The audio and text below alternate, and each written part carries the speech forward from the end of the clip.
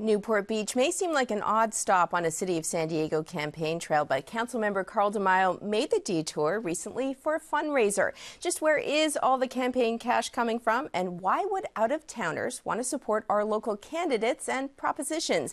Newsource reporter Kevin Crowe and UC San Diego political scientist Kousser join me now. Thank you both for being here.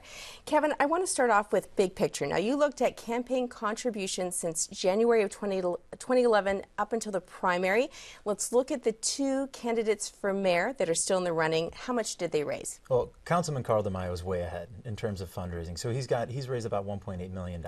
Now, a lot of that is his own money, about $670,000 out of his own pocket, plus another $100,000 he's loaned himself. And Bob Filner is hanging at about $500,000. Now, you also mapped out these contributions. I want to tell people at home where they can look at this map. It's at kpbs.org/campaign finance. We're going to look at it now. And so what we see now, looking at this, the red dots are basically these clusters of where a lot of the money was coming from. And what we can notice really is we've got a lot, obviously, in San Diego County, but there are also clusters up as you move up the coast in the middle of the state. So tell us about that. Right. So these donations, these are based on zip codes that people listed on their donation forms. So you can see some in Orange County, you can see some in Los Angeles, you can see some for Carl DeMaio as far north as San Francisco and Sacramento. But his donor base really is in the city of San Diego. And when you go online, you'll be able to hover over these dots and you'll be able to see a zip code. For example, right now I'm hovered over the 92037 zip code in La Jolla. They've given about $111,000 to Carl DeMaio. Now, Thad, when you look at this map and you look at contributions geographically, what does it tell you?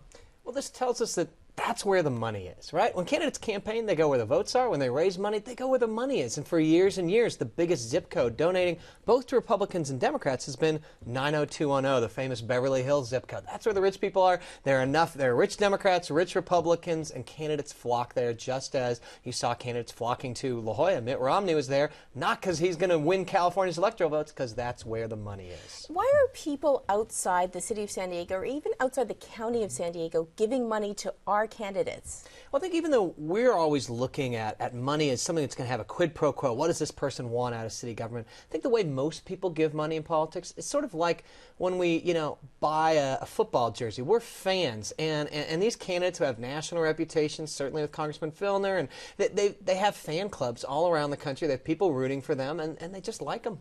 Kevin, you talked to some of them, didn't you? Some of these fans. Right. I talked to a guy named Al Sheehan. He lives in Sherman Oaks, which is north of Los Angeles. He gave some money to Bob Filner. He's a huge Filner fan for what Bob Filner did in Congress. So he mentioned things to me like the earned income tax credit and voting for benefits for veterans, those kinds of things. And I also talked to somebody in Orange County who's big in pension reform, and he sees Carl DeMaio as really leading the charge in reforming public employee pensions in San Diego and then maybe across the state of California. So that's why he donated. Now, you also looked at contributions to two of the propositions, Prop A and Prop B. What did you find? Well, we found that a lot of the support for Prop B, so those committees that were pushing in favor of Proposition B, so public employee pension reform, a lot of that money was local. Some of it came from outside. So there was an outside donation from Walmart, about $45,000.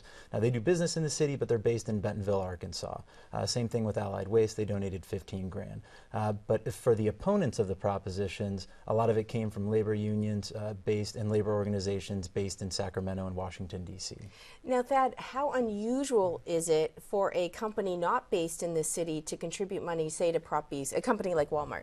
It's not unusual at all, because no matter where your headquarters are, if you're doing business in the city of San Diego, you have a stake in everything that happens in San Diego government. Pensions reverberate down to what city tax levels are going to be, whether the city's going to be in deficit, and most businesses have a stake in having their city well run and keeping taxes low. So why not Walmart? They have a big stake.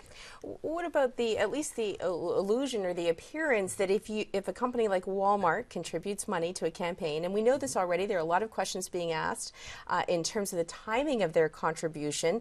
What about the appearance of that? Does the company have to worry that it looks as though they're trying to buy favor with the local government?